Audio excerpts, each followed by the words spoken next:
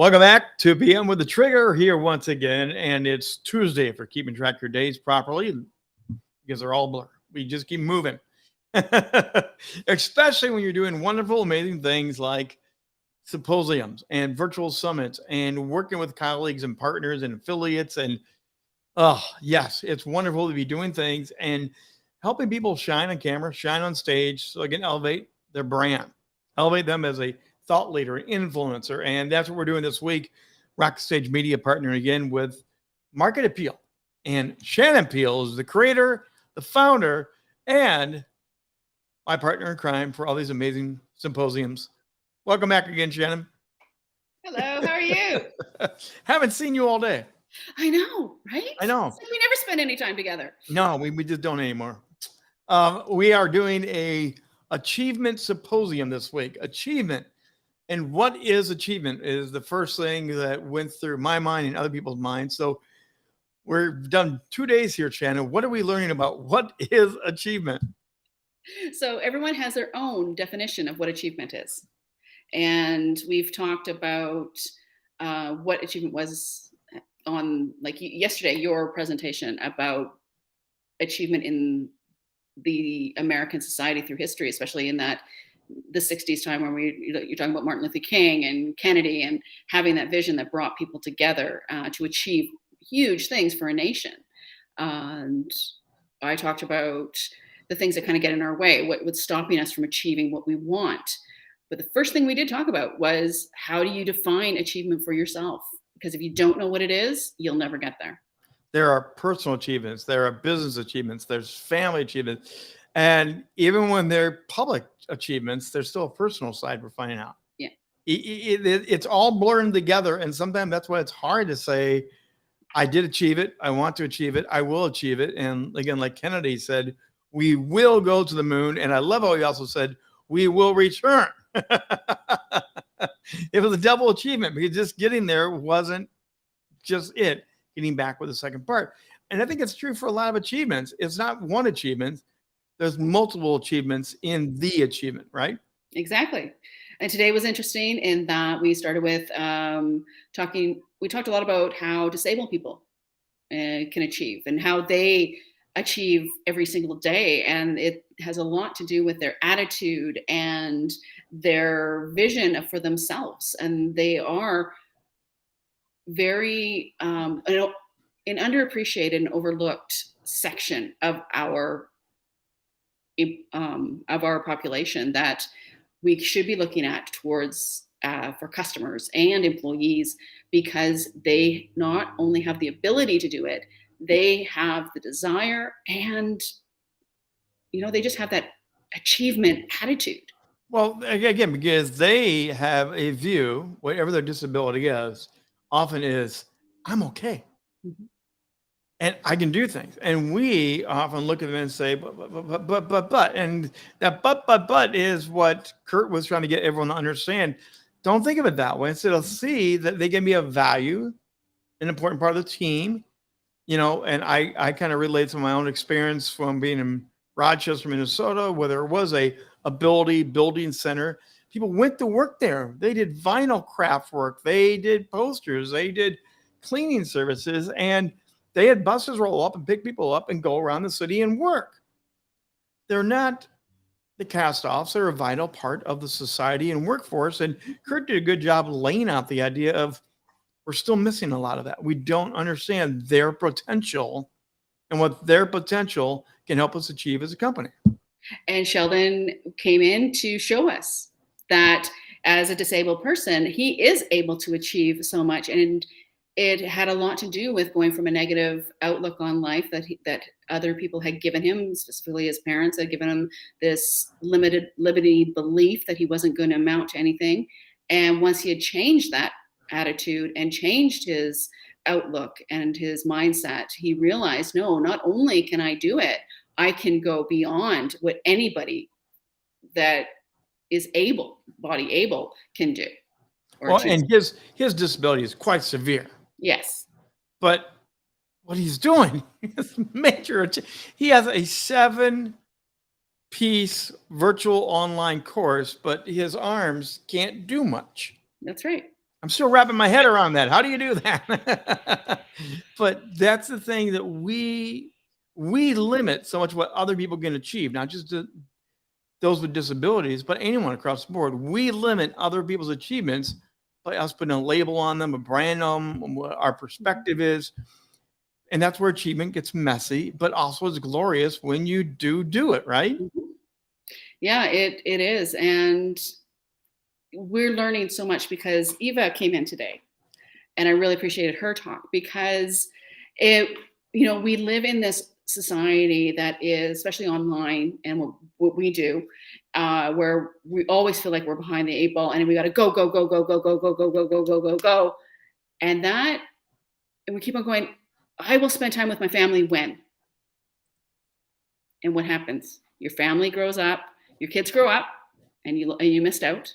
Your husband goes off and finds a different life, or your wife goes off and finds a different life, and you miss out because you're so busy trying to achieve something and they just wanted your time.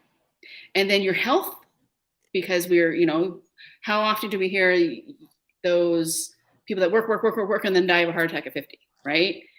Because they're not taking care of themselves. They're so busy just trying to get the work done to be seen as an achiever, to be seen as a valuable part of a team, that they end up not being part of that team anymore.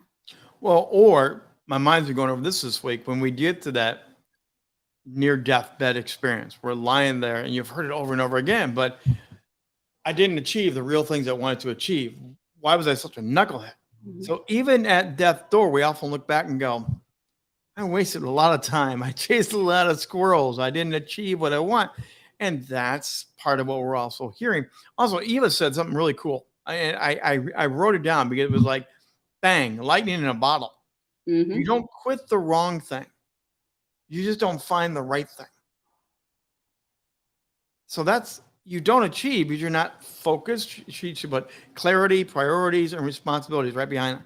If you have that CPR mentality she talked about, you will get on the right thing and you will start achieving the things that really matter to you. But often we just don't land on it.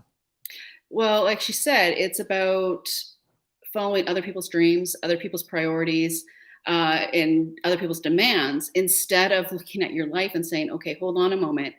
This is what's important to me. And I want to achieve this over here, but I'm getting pulled in all these other different directions, which then means because I want to achieve. And what falls off is the people that we love, our children who we're trying to raise, our spouses that we're trying to be with, their parents that are, getting older. As I was saying after her speech, is that the feminists of yesteryear who fought for us to have equality have passed on this torch and said, okay, we fought so that you could be able to do it all. So here's the torch. Now you go and do it all. Yes. And our generation kind of dropped that torch, saying, okay, we're trying to do it all, but we've burnt out. We didn't bond with our children. We didn't have the time with our children. We're divorced. And because we can't do it all. You can have it all. You just can't have it all at the same time.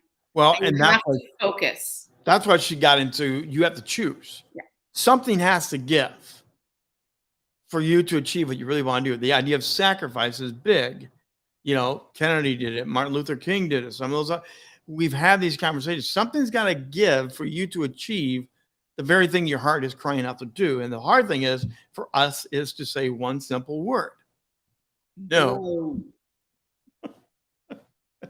Well, when I think about Market Apeel, I tried to get Market Apeel off the ground numerous times when I was married and had kids, but their demands took my attention away from doing Market Apeel. And I think, oh my goodness, I should have been doing this 10, 15 years ago when I first started, when I first tried. Well, it wasn't a time then, because I was trying to achieve being a good mom. I was trying to achieve raising children. And that is an achievement in itself. But we have to start valuing that as an achievement. Yes. We don't value raising our children as an achievement in our lives. Like when I was trying to find work, I would give people my resume and they'd be like, okay, so what's with this block of time? Well, I had a daycare. I stopped working in the financial planning industry. I took over the daycare when my person went off, and I was taking care of 11 kids, 8 families, 6 schools. Plus, I was the volunteer coordinator for Tuscany Soccer, which meant I was responsible for the volunteer requirements of 800 people and planning 3 major events for these 800 families. The comments I would get, what do you think? I mean, does that sound like I was achieving Are something? you insane? Okay, but I mean, got how many Shannons are there? you know, does that sound like I'm a capable person? That I'm able to manage people, that I'm able to plan big things, and that I'm able to do this? Like, not only did I plan an event, I took it to the next level, and the next level was like, it went from 1 bouncy house and a really long line for hot dogs to 6 bouncy houses, no line for hot dogs, and a bunch of other events happening where people were coming and people were dropping in that weren't part of the soccer association because it was such a big deal. But do you know what kind of comments I got from interviewers? Why would you do that? You sound like a bored housewife. Oh, she's a mom. We're not going to hire her. And I did have that happen because I had the recruiter call me afterwards and said, "I'm never going to work with that company again because I was the better candidate." And they went with the guy instead of me because I was a mom. We both had kids, but I was the mom.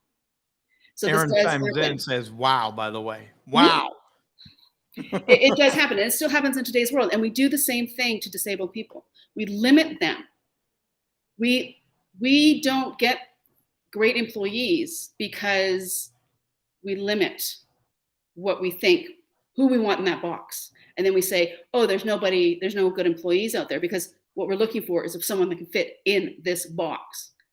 I don't know about you, but when I'm out networking with people, I see so many people that are hard workers, intelligent, skilled, dynamic, but they're all what I consider like self-employed, which really is unemployed, because you're constantly looking for work. You're constantly looking for that next sale, that next customer, that next client, but they have quit looking for a job because of the way they were treated or because they were pushed out due to age. Ageism is a big thing as well.